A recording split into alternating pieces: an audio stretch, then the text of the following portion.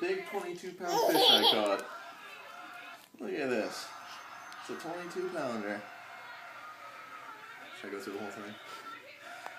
Alright, now the proper way to clean a fish and gut it is you lay him down, and then you scrub it all up, scrub its legs, scrub its arms, check its mouth, scrub its face, scrub it, and you take a knife and you cut it open. You scrub a fish's arms and legs? What's that? You scrub a fish's arms and legs? Well, this one you do. This is a special kind.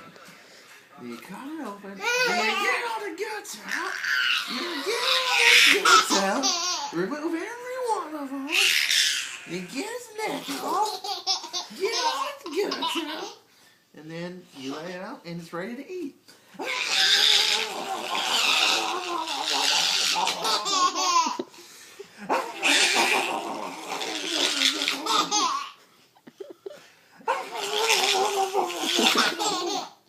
That's good eating.